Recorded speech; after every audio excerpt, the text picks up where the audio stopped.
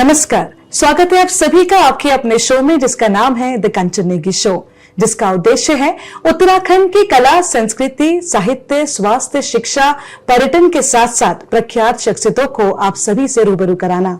और इसी क्रम में आज हम आपको रूबरू कराने लाए हैं सीनियर आईपीएस अधिकारी अशोक कुमार जी से। तो चलिए होते हैं उनसे रूबरू।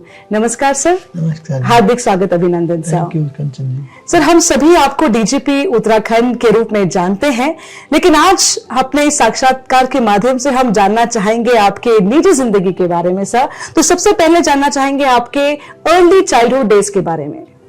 मेरा बचपन हरियाणा के एक छोटे से गांव कुराना में बीता है, जो पानीपत जनपद में आता है जी। और हम लोग मैंने वहीं से प्राइमरी एजुकेशन की। प्राइमरी स्कूल था, फिर 5वीं के बाद हाई स्कूल था, 10वीं क्लास तक वहीं पढ़े। और उसमें जो है, जैसा मैंने कहा कि हमारी जो बिजली हमारे गांव में नहीं थी, सड़क भी नहीं थी, ये सब जब हम 6ठी 7वीं क्लास में थे उसके आसपास आना शुरू हुआ, तो तब हम लोग देखने जाते थे कहाँ तक सड़क बन गई, कहाँ तक बिजली के पोल जा गए।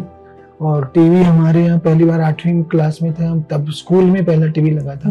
तो फिर हम लोग वहाँ हर संडे मूवी या उस तरह का देखने जाते थे कभी कभी। तो उस तरह की यादें हैं, किंतु हमारे लकीली जो गवर्नमेंट स्कूल था उसमें टीचर्स बहुत अच्छे थे, स्पेशली मैथमेटिक्स के। तो मेरा मैथमेटिक्स बहुत अच्छा था बचपन से। बोर्ड में मेरे 100 में से 100 नंबर आए थे। क्या बात है। तो ये याद है मुझे। तो बाकी तो उल्लेखनीय बहुत ज्यादा नहीं है वहाँ पे। पेरेंट्स को ज्यादा नहीं पता था, उनको ये था कि बच्चे को, टीचर्स को लगता था ये ब्रिलियंट बच्चा है तो इसको रिकॉर्ड तोड़ना चाहिए स्कूल के, जितना पुराना रिकॉर्ड है। तो पेरेंट्स को भी ये था कि भाई बच्चा बहुत वो है, क्लास में अच्छे नंबर लाता है, टॉपर रहता है, हमेशा इंटेलिजेंट है। तो इसलिए उन्होंने कहा भाई जो बेस्ट पॉसिबल है वो कर लो। इसलिए मैं 11th 12th की पढ़ाई करने सोनीपत आया। हमारे गांव में 11th 12th के वो नहीं थे। तो वहां पे मेरे को कुछ लोग ऐसे दिल्ली के टकरा गए जो आईआईटी की तैयारी करते थे। ओके। तो मैंने भी उनके साथ एग्जाम दे दिया और लकीली मेरा एग्जाम हो गया आईआईटी में। क्या बात है सर। तो सर, इतनी कठिनाइयों भरा आपका बचपन था, उतनी सहूलियत नहीं थी, उसके बावजूद भी आपने इतना बड़ा सपना देखा और उस सपने को साकार बनाने के लिए बहुत आपने परिश्रम किया। तो मैं जानना चाहूंगी सर, और मैं चाहूंगी कि मेरे दर्शकों को भी पता चले कि वो जो एक दौर था जब आप को कोई गाइड करने वाला नहीं था, लेकिन आपने स्वयं ये कुछ कर गुजरने की ठानी, तो आपने ये आईपीएस बनने का सपना भी देखा सर उसी दौरान।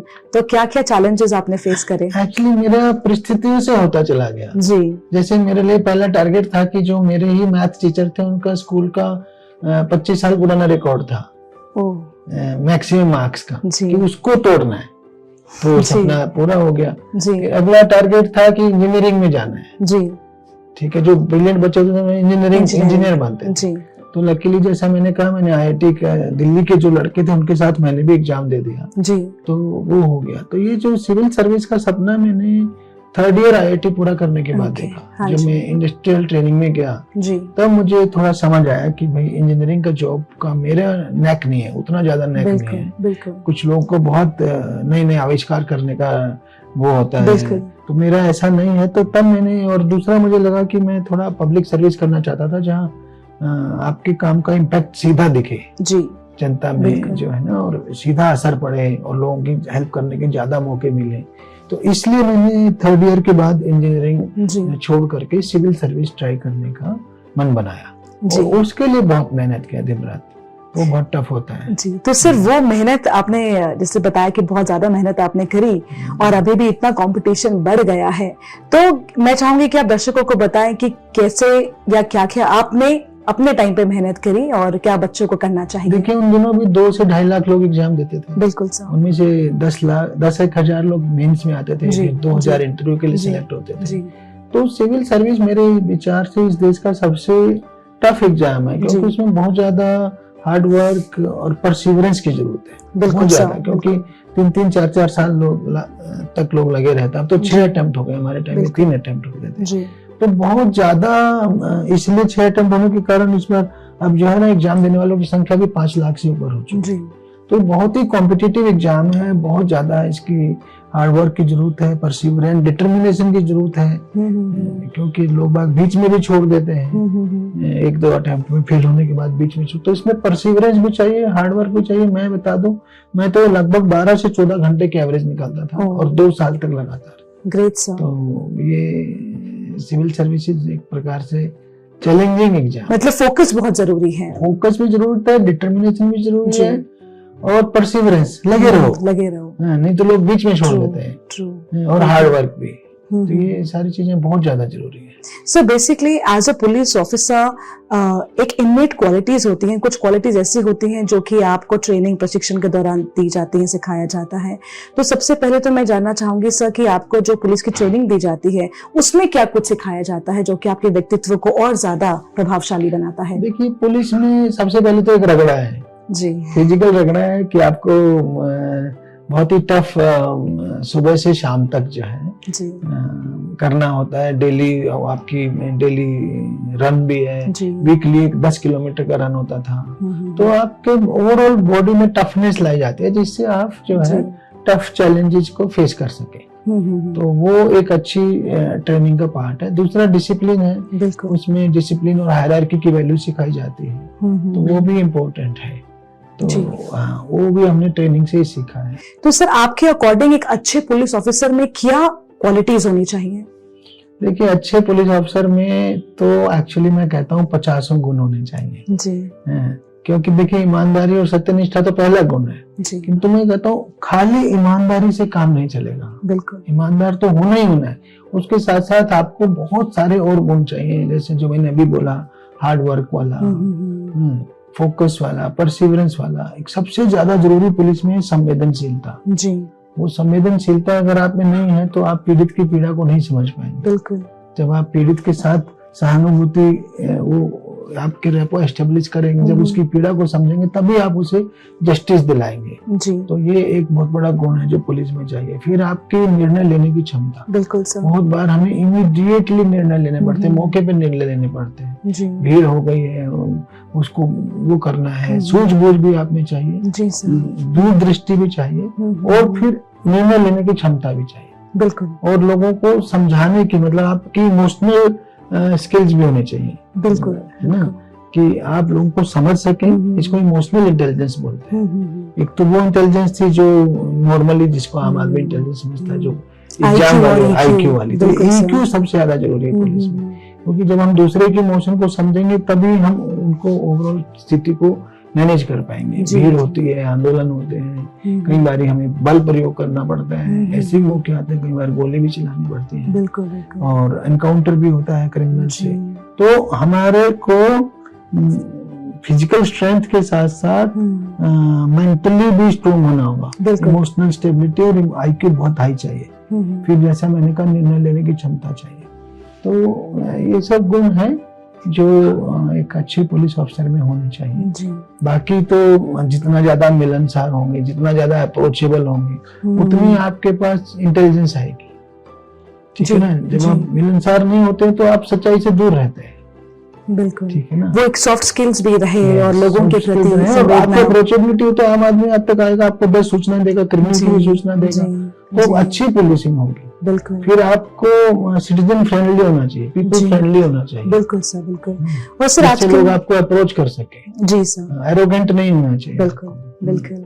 तो सर जैसे आजकल भी देखा जाता है कि जो यूथ है, अगर उनसे पूछा जाता है क्या बनना चाहते हैं, तो most of them will say कि हम सिविल सर्विस ऑफिसर बनना चाहते हैं। लेकिन ये क्या होता है कि आजकल ये भी देखा जा रहा है कि ड्रग्स बहुत बड़ा इशू है। तो वो पहले इतना ड्रग्स लेते हैं, उसके बाद में मेडिकल में वो आउट हो जाते हैं। तो उस स्टार्टिंग फेज जो बच्चों का, जिसे हम कहते हैं एडोलेसेंट एज है, तो मैं चाहूंगा कि आपके माध्यम से सर अभिभावकों को भी संदेश जाए कि वो कैसे अपने बच्चों को मॉनिटरिंग करें या कैसे उनको इस चीज से दूर हम लोग कर सकते हैं। देखिए, ड्रग्स तो एक बहुत बड़ा चैलेंज बनता जा रहा है पूरे समाज के लिए, चुनौती बनता जा रहा है। तो इसको तो टीचर्स को, पेरेंट्स को, पूरे समाज को मिलके इस जो है इस चुनौती से पार पाना होगा। तो बच्चों को शुरू से ही उन पर नजर रखनी चाहिए कि बच्चा आपका भटक तो नहीं रहा है, कि बेसिकली जो दोस्त होते हैं, साथी होते हैं, वही बच्चों को कहीं ना कहीं एक कश के नाम पे उनको जो है ड्रग्स की हैबिट में डालते हैं, जो बहुत ही खतरनाक है। ड्रग्स तो आप आदमी को मौत तक ले जाते हैं। ड्रग्स के बच्चे सब पढ़ाई लिखाई छोड़ करके इवन क्राइम में घुस रहे हैं, चोरी और लूट वगैरह करने लगते हैं, क्योंकि उनको ड्रग्स की जब लत लगती है तो पैसा चाहिए और बहुत बड़ी मात्रा में पैसा चाहिए। तो ड्रग्स से तो किसी भी हालत में बच्चे को ड्रग्स तक नहीं पहुंचने देना, और अगर बच्चा भटक गया उनसे एक रेपो बना के रखनी चाहिए। बहुत सारे टेल साइंस होते हैं, बच्चा अकेले रहने लगता है, बच्चा फीस बार बार पैसा मांगने लगता है, बच्चा जब चुराने की भी आदत आ जाती है, तो ये टेल साइंस भी पेरेंट्स को देखने चाहिए, टीचर्स को भी देखने चाहिए, और उसको अगर कोई इस तरह की गलत हैबिट में आता है तो उसकी काउंसलिंग की बहुत ज्यादा जरूरत है। बिल्कुल सर, स्टार्टिंग स्टेज से हम लोग अवेयरनेस करवाते हैं, अवेयरनेस कराते हैं, और जहाँ जरूरत पड़ते हैं कहीं ना कहीं काउंसलिंग सेंटर्स में भी डलवाते हैं। जी सर।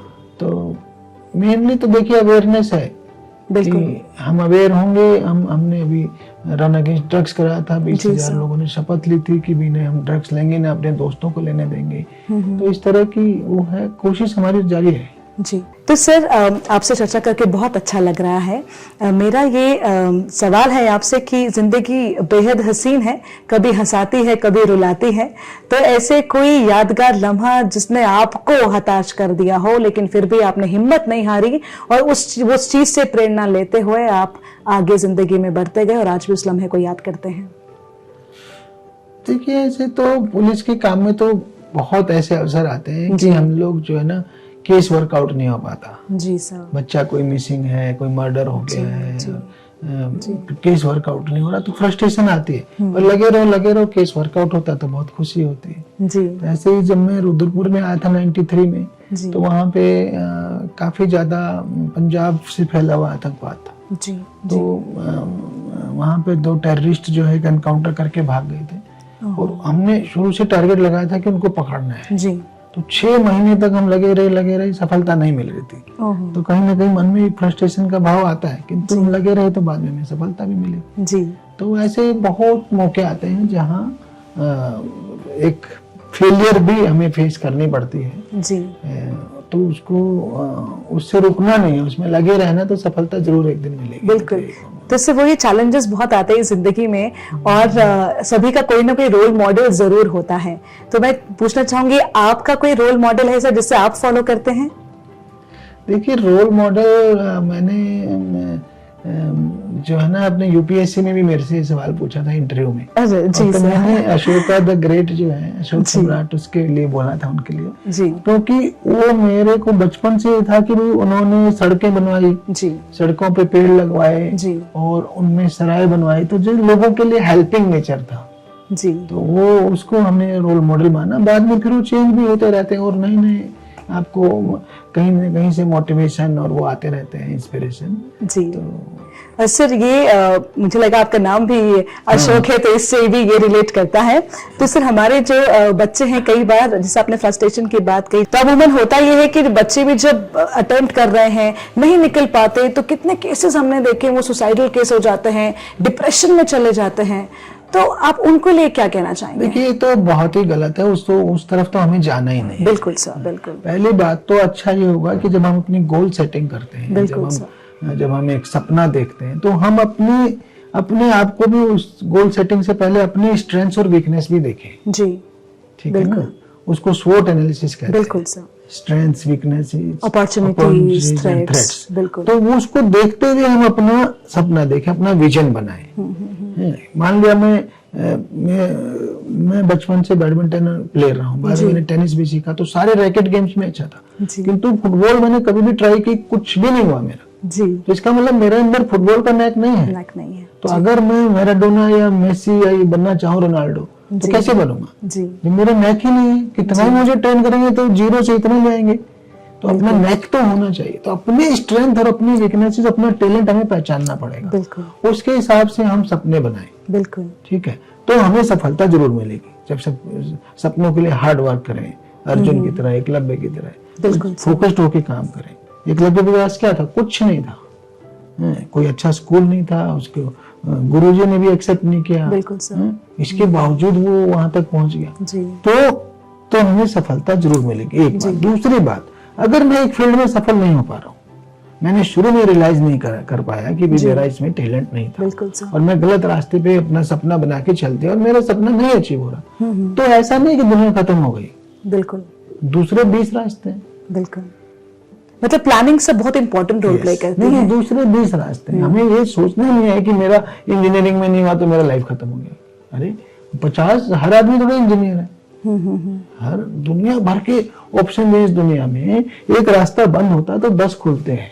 तो हमें ये सोचना है कि हम अपना डाइवर्जन करें, डाइवर्ट हो और किसी और लाइन पकड़ें, क्या पता हम उसमें और बेटर हो जाए, बिल्कुल और ऊंचे उठ जाए। बिल्कुल बिल्कुल। कई बार जो लोग आपके साथ नहीं कुछ बन पाए, बाद में पता चला उनका बिजनेस आपसे 10 गुना अच्छा चल रहा है जी।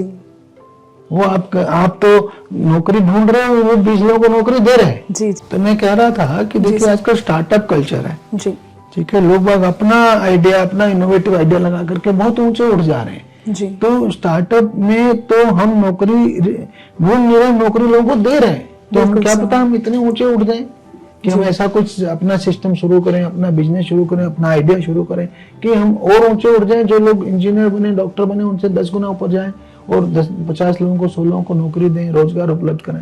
तो ऐसा नहीं है कि सोसाइटी में एक चीज नहीं हुआ तो आपका वहां पे लाइफ एंड हो गया। बिल्कुल। तो जो लोग फ्रस्ट्रेटेड होते हैं बिल्कुल नहीं उसको अंतर जाना। कई लोग 10th का एग्जाम में अच्छा रिजल्ट नहीं आया, सुसाइड कर लेता है बच्चा। क्यों करना है भाई? हर आदमी तो वो नहीं है, हर आदमी इंटेलिजेंट नहीं है। देखिए जो एग्जाम में स्कोर करना एक कैपेबिलिटी है, तो कैपेबिलिटी वो सिर्फ एक है, आदमी में 50 कैपेबिलिटी। मेरे से अच्छे ड्राइविंग करने वाले 50 लोग हैं, मेरे से अच्छे खाना बनाने वाले 50 लोग हैं, मेरे से अच्छे आर्ट बनाने वाले 50 लोग हैं। मुझे तो आर्ट बिल्कुल मेरा पुअर है, ठीक है ना। कई लोग होते हैं, कई लोग म्यूजिक में इंटरेस्ट है, डांस में। तो लाइफ में 50 दूसरी अपॉर्चुनिटीज है। मेरा अपना टैलेंट पहचानेंगे तो उसके थ्रू बहुत आगे निकल जाते हैं।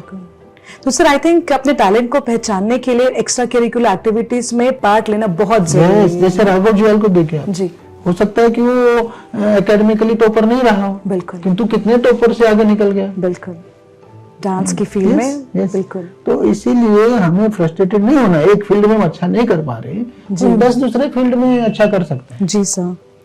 तो सर ये हम कहना चाहेंगे आपसे कि हमारे जो व्यूअर्स हैं उनसे ये संदेश कि आपको यदि जिंदगी में कुछ बनना है तो आपको फोकस होना जरूरी है, डिटरमिन्ड होना बहुत जरूरी है।